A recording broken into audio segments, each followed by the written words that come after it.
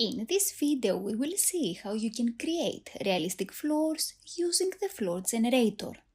Floor generator is a plugin, so first you need to download it and install it.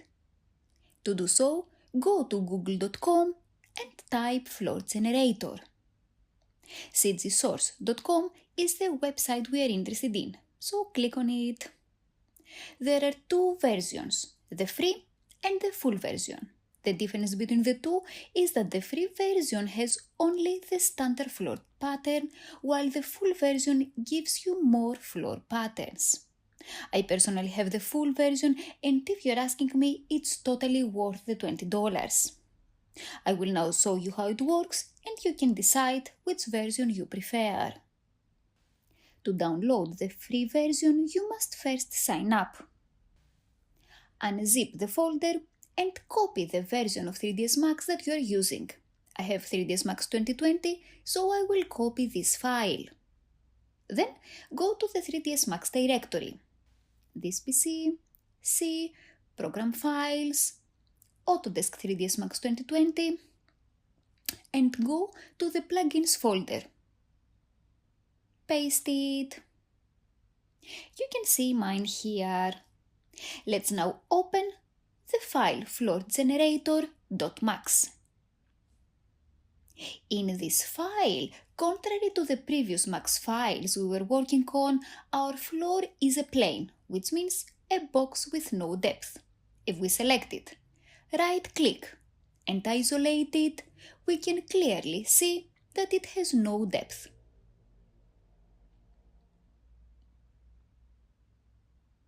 If we select it, right-click and isolate it, we can clearly see that it has no depth. This is really important because for the floor generator to work on a surface, this surface must not have depth. I will come back to this later. So, how do we apply floor generator? Select the floor and go to the command panel and to the Modify tab. Click on the modifier list and we can see the floor generator in our list.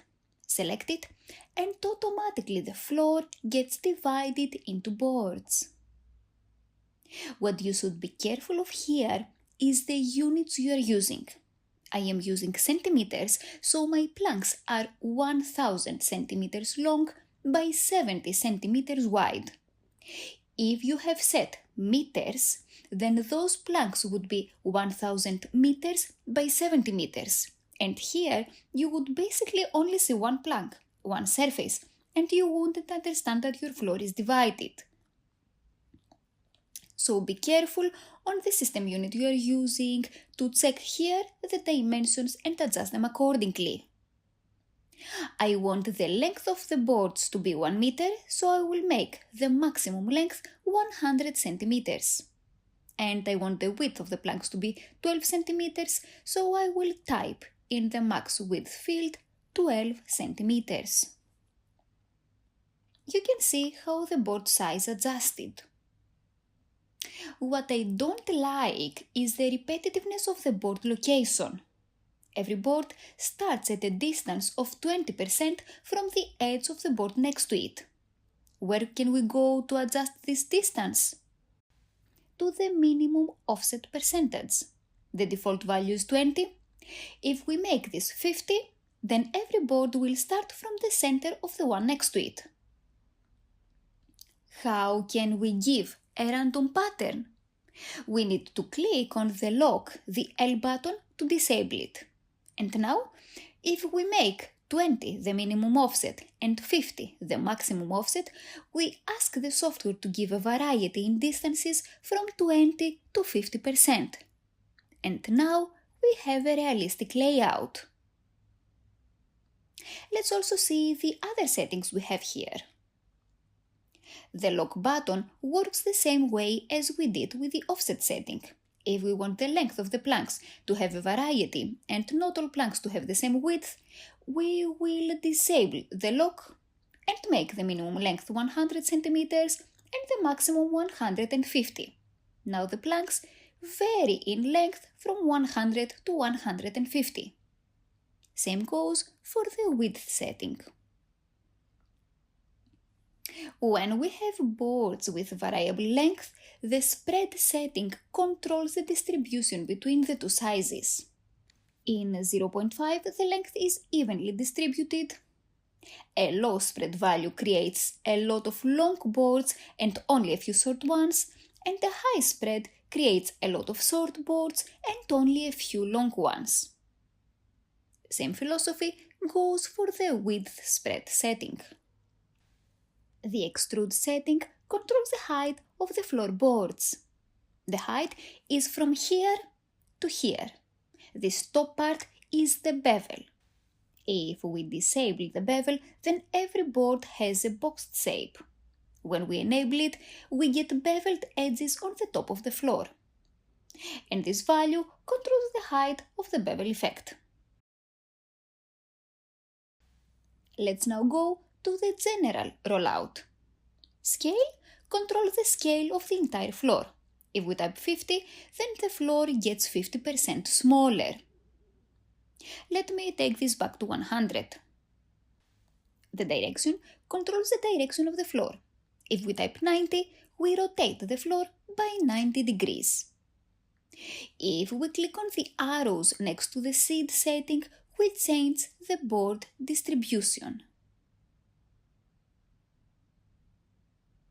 If let's say I want the first plank to start from here, I will go to the offset X parameter, click on the arrows, and now you can see the boards moving.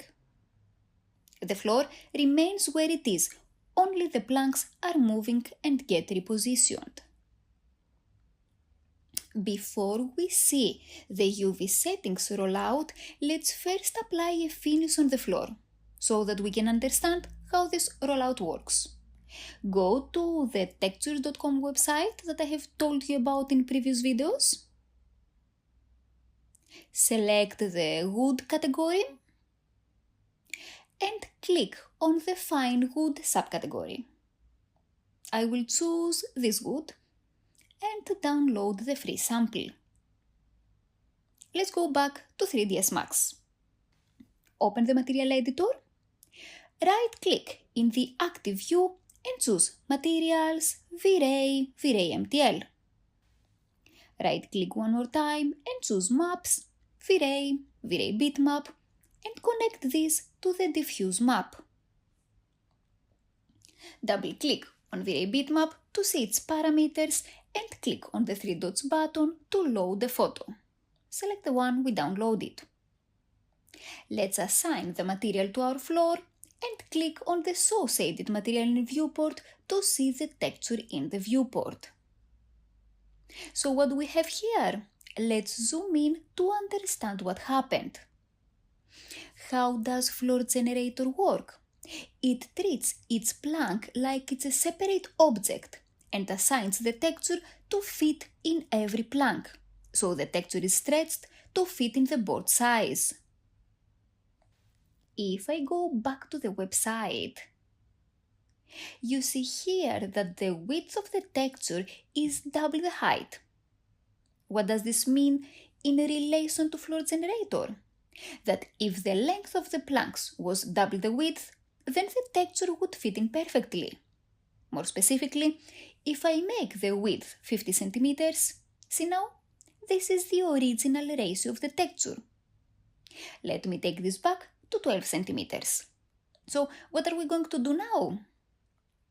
We will go in the textures settings, double click on the V-Ray bitmap node and go to the coordinates rollout. We want to change the V, which is the width of the planks. If instead of 1 we type 0.1, we can now clearly see the texture. Or let's make it 0.2. I think it's good now. If we go back to the website, you see various samples, various ratios between width and height. So depending on the texture we choose, we will need to adjust the tiling accordingly. The floor generator by default moves the texture on its board so that not all planks will look identical. This is set in the UV settings rollout I mentioned earlier. When here all the fields are enabled, we have a random texture placement in each board. If we disable them, then you can see that the texture is placed in exactly the same way in every plank.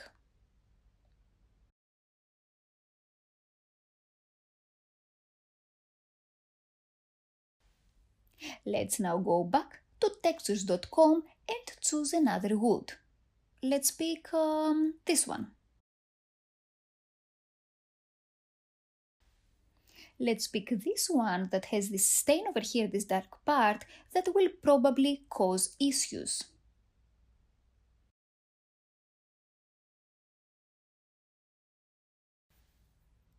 Let's make the tiling 1.2 by 0.4 to fit better.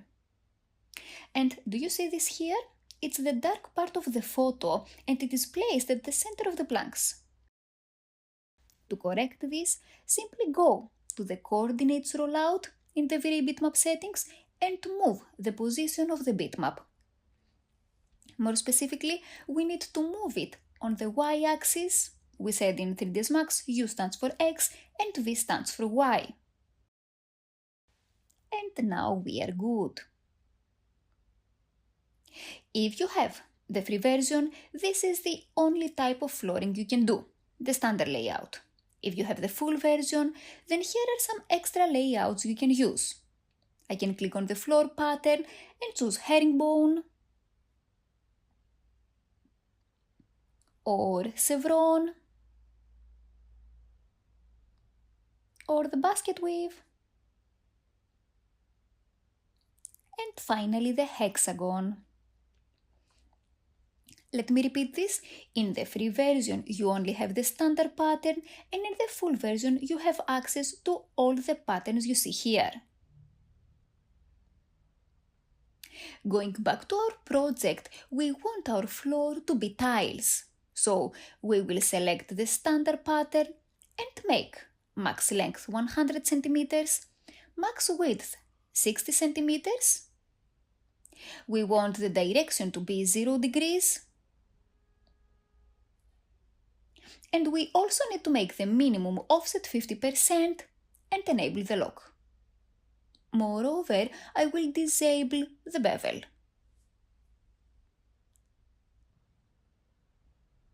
Use the offset values if necessary to reposition the tiles so that we start with a full tile. And let's also change the texture of the floor to the tile I have provided.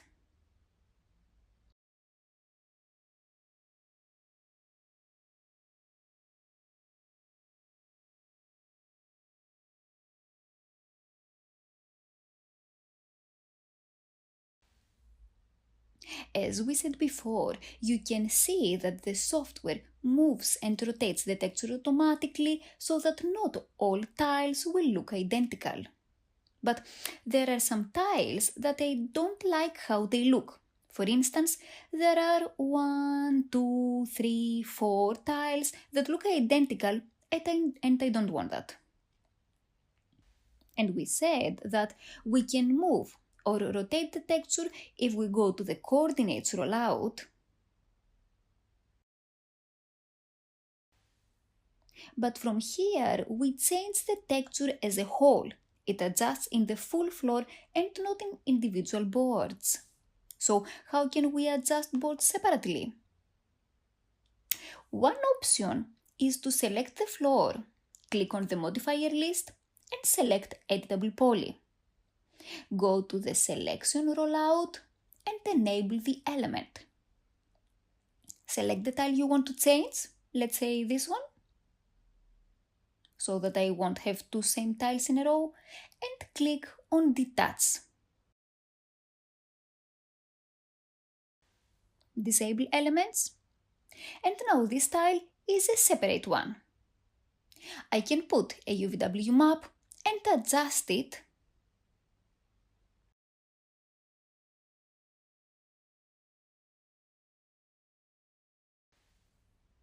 now we have a new look on this tile. And we can repeat the same process with the tiles we want to change. This is not a great technique because at the end you may break up your floor in multiple pieces, so I don't really suggest it, but it's a fairly simple way. If you follow this option, then I advise you at the end, once you have finished adjusting all floors, to go and attach them, so that the full floor is again one piece. So select the floor, click on the Attach command, and click on the separated tiles. When you finish attaching, click again on the Attach command to disable it. And now, if I move this around, it's all one single floor again. If you change your mind and want to apply another pattern or another size, disable the Edit Poly, go to the floor generator and make the adjustments you want.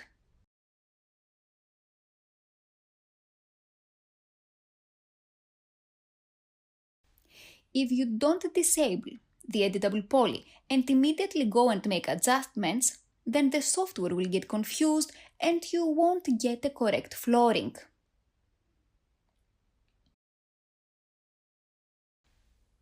Now, let's see another way to adjust individual boards.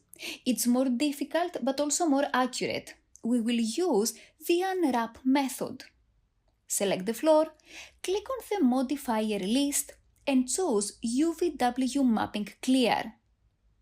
What this modifier does is, as its name states, to clear any information stored on the UVW mapping of the selected object.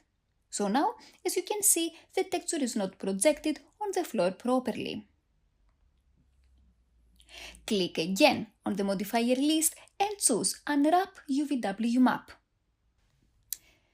The unwrapping in general is quite a difficult technique and we won't analyze this in this course, which is for beginners, but I will now show you only the necessary steps to adjust the flooring. So, once we apply the Unwrap UVW Map modifier, the texture is visible on our floor. So now, the texture is basically applied one time on the whole floor. Click the Open UV Editor button in the Edit UVs rollout. And in here, we can see the tiles of our floor. Make sure the Polygon button is enabled. And come to the UV editor, zoom out to see the full floor, and make a window selection that captures all the floor tiles. Go to the UV editor's menu and choose Mapping, Flatten Mapping. Click OK. And now, if you see the perspective window, we have a really nice random pattern with every tile being unique.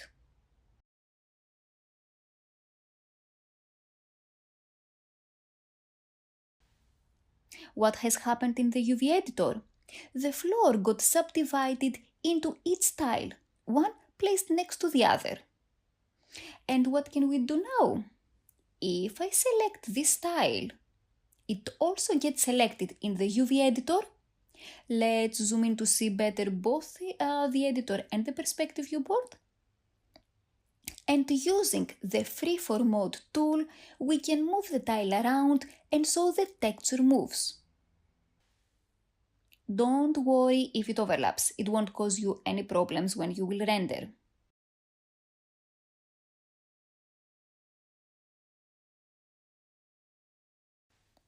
Now, the texture looks quite big. To reduce the size, we will go to the coordinates rollout and let's make it 2 by 2.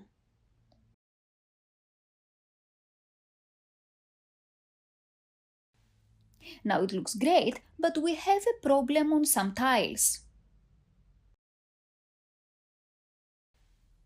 We will click on the respective tile, the texture will get selected in the editor and we will move it around.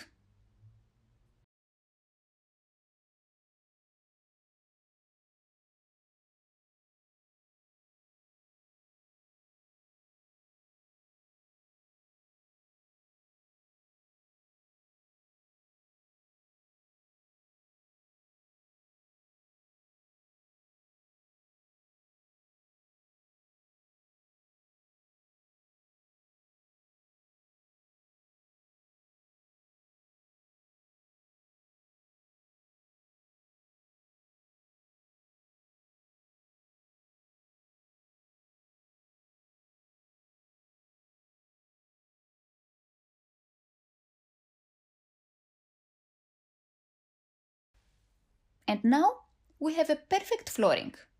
Once you're done, close the editor.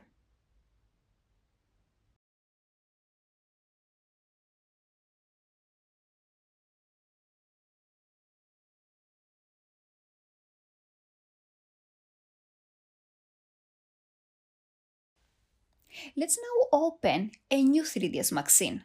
And let's make a box 100 by 100 by 10 centimeters. If you recall, at the beginning of this video I told you that to use the floor generator, your surface must not have depth. So what happens if our surface has height? Let's select the box, click on the modifier list and select the floor generator. We get a warning that floor generator requires a coplanar object. Either click OK or cancel, it doesn't make a difference. So nothing happened. Click on the floor generator and press the trash can button. With the box selected, click on the modifier list. Choose Edit Poly. Enable the polygon. Click on the top surface and press Detach. Disable the polygon and now select the top surface.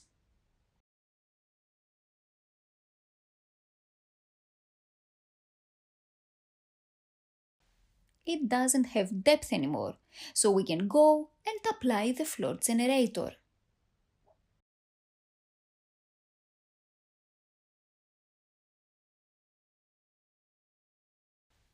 If we want it on the sides as well, we will select the box and repeat the steps. I will select the side and detach it.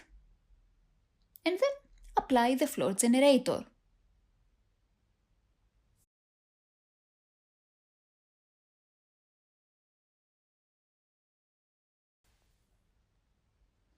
Now let's see one more thing on the floor generator. Select your floor and go to its settings. The grout length is the joint width, this gap over here. So, floor generator doesn't model a joint, it only models the tiles, and the joints are basically gaps.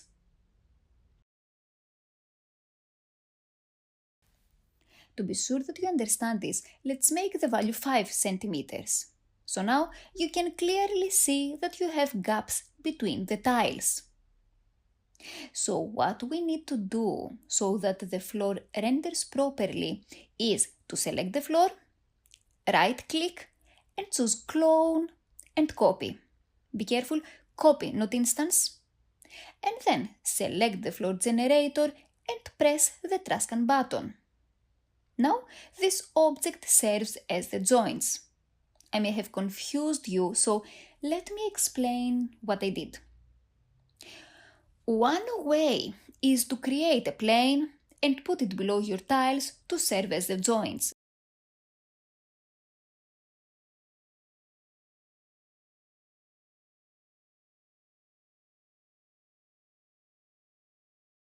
But if you have more complex shapes than just a box, instead of modeling it, it's easier to copy the floor you already have, so you copy the shape. And then delete the floor generator from the copy since you don't want it. You only need the initial editable poly for the shape. I hope now it's clear. So every time we create a flooring using the floor generator, what we basically need to do is to have two copies of the initial floor. One will be used as the tiling and one as the joints. If this is our floor, make a copy, so now you have two same floors, one on top of the other. And with one of them selected, it doesn't make a difference which one, apply the floor generator.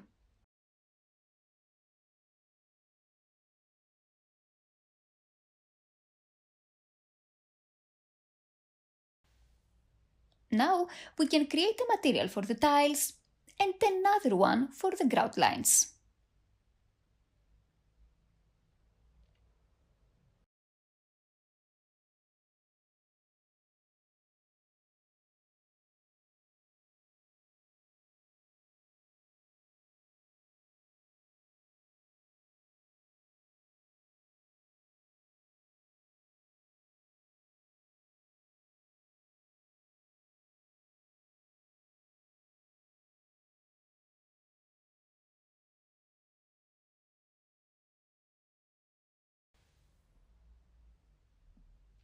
That's all on how to use floor generator to make realistic floors.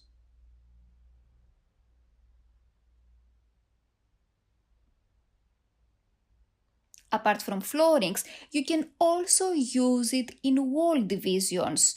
If you see the walls I have in the bathroom and on the back wall of my bedroom, I did them using the floor generator.